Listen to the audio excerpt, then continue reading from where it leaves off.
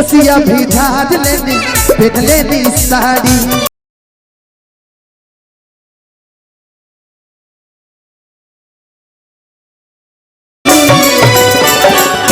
प्यार मोहब्बत के गाना गावेला जरूरी नहीं है कि गर्लफ्रेंड ही होके, भाई और दोस्त से भी हम लोग प्यार कर सकते हैं। सही बात है। और आज के समय में ये जरूरी है भैया।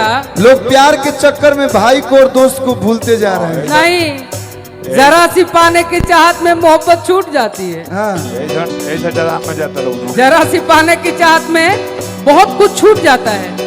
नदी का साथ देता हूँ समंदर रूठ जाता है। अरे बाबू के पापा का समझाओ। प्यार लिखने और पढ़ने में आसान लगती है, प्यार को निभाने में अच्छो अच्छो का पसीना छूट जाता है। वाह, सच बात। जो मेरी रूह को चैन दे प्यार दे वो खुशी बन गए हो तुम, जिंदगी बन गए हो तुम, जिंदगी बन गए हो तुम।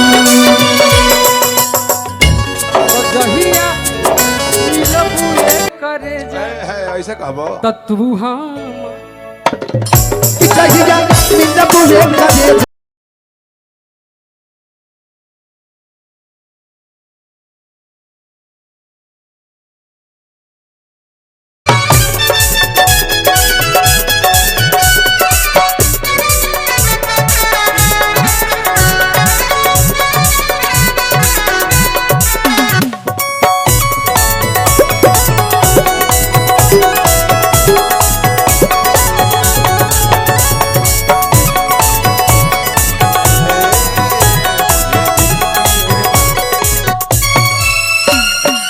बचिया बैद क्या जाने,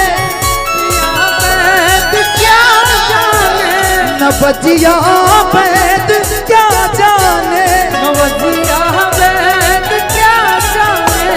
मुझे दिल की बीमारी है, मुझे दिल की बीमारी है, मुझे दिल की बीमारी है, मुझे दिल की बीमारी है।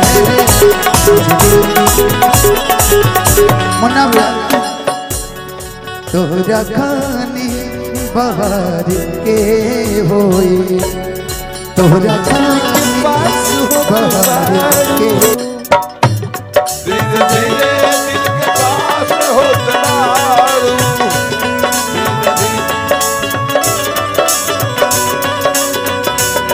दुनिया के भुला के हम तोहरे में हो गए गुम।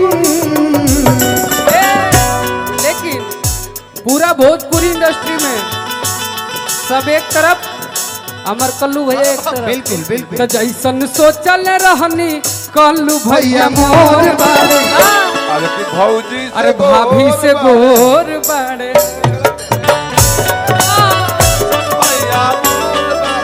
करे कि ये गलत है, कहे कि ये जानते हैं कि कार्यक्रम के बाद भोरे जाए के बाद तो घर ही ना भाई स्वाई में भौजी से गोर बड़े। तो जैसन सोचल रहनी वैसन भैया मोर बड़े,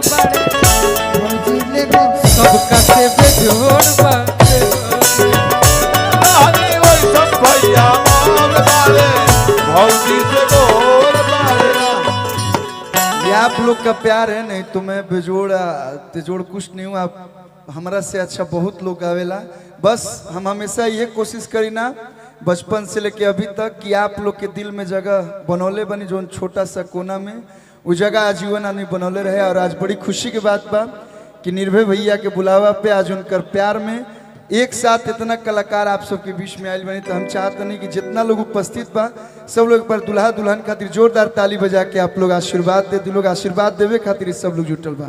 एक लाइन कि कहियो न कहियो हमरा, कि कहियो न कहियो हमरा, आज अखिया के बार से शिकार हो खबो। ये डांस बड़ा अच्छा, थोड़ा सा यहाँ आ जाओ ना। कि कहियो न कहियो हमरा, कहियो न कहियो हमरा, अखिया के बार से शिकार हो खबो।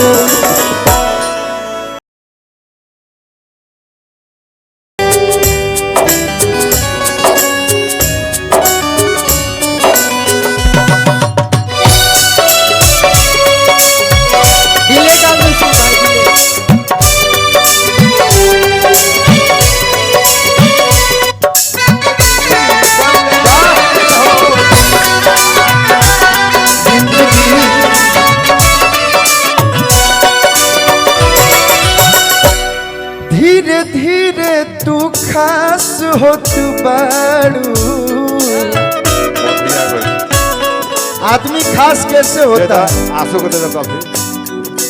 हम आपको कल तक नहीं जानते थे, आज हम जानेंगे तो हम जानेंगे कि आप कैसे हैं और हम कैसे हैं। सही बात। दूर से तो आज लोग रिश्ता तुड़वाने की ही बात करते हैं, सही क्या बात बाबू? है।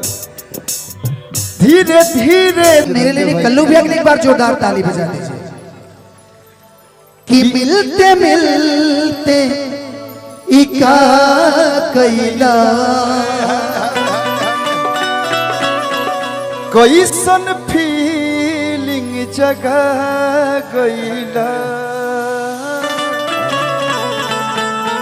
कि दुनिया के भुला के हम तोहरे में हो गईनी गुम। जो मेरी रूह को चैन दे प्यार दे वो खुशी बन गए हो तुम। जिंदगी बन गए हो तुम, जिंदगी बन गए हो तुम। मिलते मिलते क्या कैला कैसा फीलिंग जगा गईला। मिलते मिलते का कैला कैसन फीलिंग जगा गईला। दुनिया से भूला के हम तोहरे में हो गईनी गुम। प्यार मोहब्बत के गाना गावेला जरूरी नहीं है कि गर्लफ्रेंड ही होके, भाई और दोस्त से भी हम लोग प्यार कर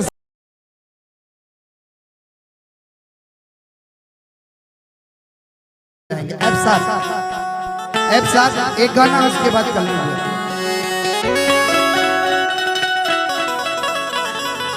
जब मैं रांची में पहली बार आपसे मिला था तब आपने फरमाइश किया था मुझसे गाने के लिए कि न बजिया बे क्या जाने मुझे दिल की बीमारी है। हो मुझे दिल की बीमारी है। हो मुझे दिल की बीमारी है।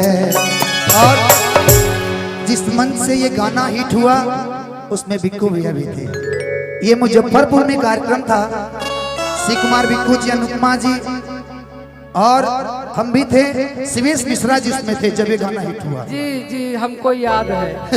चिन्न बजिया वेद क्या जाने मुझे दिल की बीमारी है।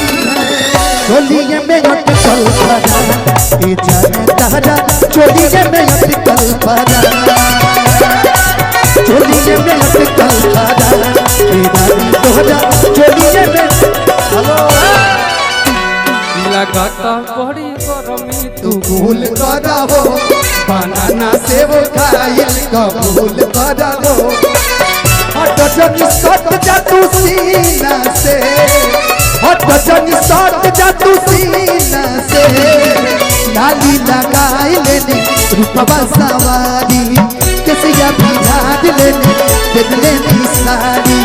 लाली लगाई लेने रूपवा सवारी। एगो होता ते पिछवा से चूक राजा जी, एगो होता ते पिछवा से चूक राजा जी। लगाई दी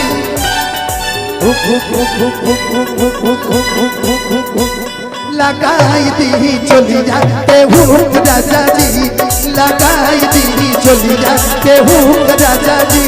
अरे हुक राजा जी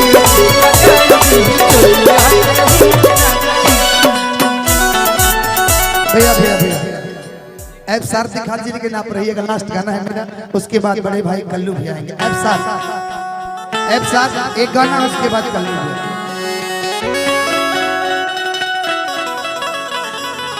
जब मैं रांची में पहली बार आपसे मिला था, तब आपने फरमाइश किया था मुझसे गाने के लिए कि न बजिया बे क्या जाने मुझे दिल की बीमारी है, हो मुझे दिल की बीमारी है, हो मुझे दिल की बीमारी है। और जिस मन से ये गाना हिट हुआ उसमें बिक्कू भैया भी थे। ये मुजफ्फरपुर में कार्यक्रम था, शिव कुमार बिक्कू जी, अनुपमा जी और हम भी थे, शिवेश मिश्रा जी उसमें